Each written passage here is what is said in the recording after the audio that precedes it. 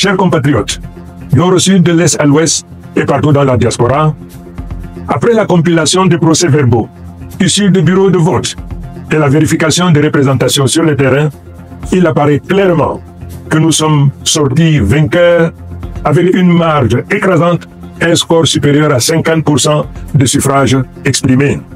Un tel rejet, un tel désaveu prescrit au président sortant de faire preuve de courage, d'humilité, et au nom de la démocratie et des us et coutumes, appeler le vainqueur, le féliciter et lui notifier sa disponibilité à organiser une transition heureuse, mettant notre nation à l'abri de soubresauts et convulsions qui naîtraient d'une transition subie et non préparée. De la sorte, l'humanité entière reconnaîtrait en lui un homme de paix, soucieux de laisser un héritage dont on citerait l'exemple aux générations à venir. Mais hélas, telle ne semble pas être votre prédisposition. Mais malgré tout, sans arrière-pensée et d'un bon cœur, ma main reste tendue pour une transition pacifique. Mesdames et messieurs, il me plaît de rappeler avec force qu'en dépit de tous les obstacles érigés sur notre chemin, aujourd'hui, nous disposons de deux leviers. Celui qui confère l'adhésion populaire massive telle qu'illustrée lors de nos meetings et le respect scrupuleux du Code électoral en son article 113 qui nous autorise à porter à la connaissance du public des résultats tels que nous les avons énoncés. Incontestablement, ces deux leviers font de moi le président de la République légal et légitime.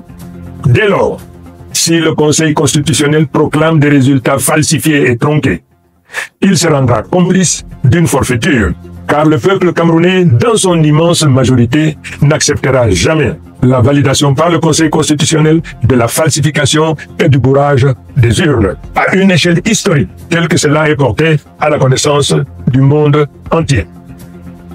Le peuple ne se laissera pas faire. Le peuple est déterminé à se battre face à un régime autiste, à la souffrance et aux difficultés du peuple, confronté à un désarroi d'un lendemain incertain. Ce peuple, qui se trouve le dos au mur, n'aura pas de choix que de prendre en main son destin et d'aller chercher cette victoire partout où elle se trouve. Nous avons pris à témoin la communauté internationale. Nous avons pris à témoin les pays voisins. Mais de manière subliminale, tous nous répondent que personne ne viendra faire notre travail à notre place. À chacun d'entre nous donc, d'aller au tréfonds de son âme pour libérer les forces d'audace, de courage, de mission. Car comme dit l'adage, il n'y a point de dignité pour celui qui attend pour de l'eau. D'autres peuples, qui se sont retrouvés dans une situation comparable ou analogue à la nôtre, ont résolument pris leur destin en main et ont fait ce qui devait être fait. Le Cameroun est une grande nation. Le peuple camerounais est très grand, un très grand peuple, et de par le monde.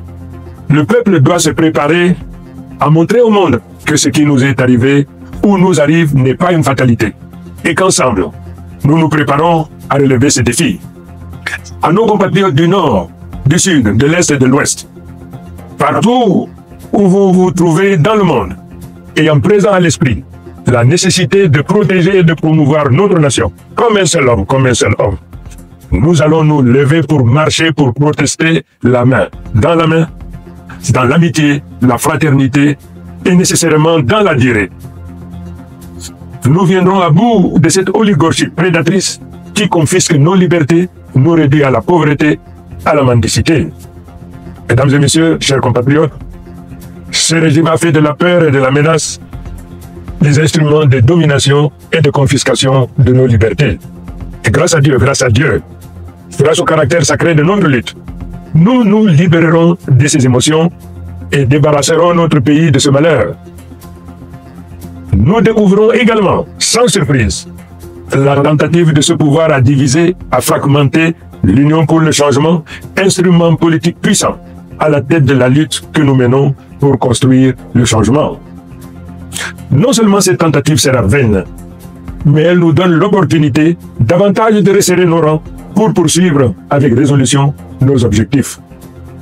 Je voudrais une fois de plus réitérer mon engagement à me tenir au sein du peuple pour la construction, pour la poursuite victorieuse de cette bataille qui ne prendra fin qu'avec la récupération de notre victoire. Au moment où je focalise mon attention sur notre problématique, j'apprends avec beaucoup de tristesse l'assassinat commis sur une enseignante, Madame Zouhaïra, qui est tombée sur le champ d'honneur de la lutte pour notre liberté, pour notre dignité, pour qu'un nouveau jour se lève dans notre pays. Cet assassinat sera pour nous une cause supplémentaire pour redoubler nos efforts jusqu'à la réalisation de notre objectif. Quant à nos forces de défense et de sécurité, je voudrais rappeler la correspondance que je vous ai écrite. Cette lutte que nous menons, c'est également votre lutte. N'acceptez jamais de retourner vos armes contre votre propre peuple.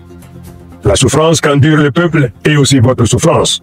N'obéissez jamais à un ordre dont l'objet est la violence ou la suppression de la vie d'un des vôtres. Mes chers compatriotes, l'heure est grave. Nous n'accepterons pas de nous faire voler notre victoire. S'ils préfèrent menacer la sérénité et la paix du pays plutôt que d'admettre la défaite, nous répondrons par la détermination pacifique du peuple. J'invite tous les Camerounais, du nord au sud, de l'est à l'ouest, et partout où vous résidez dans le monde, à sortir comme un seul homme, dans la paix et dans l'amour de la patrie. Marchons pour la libération et pour la revendication de notre victoire. Créez une grande vague pacifique qui montrera au monde que le peuple en a assez et qu'il veut sa liberté. Le droit de manifester est un droit universel. Exerçons-le avec discipline et dignité. Je vous remercie. Vive le peuple souverain.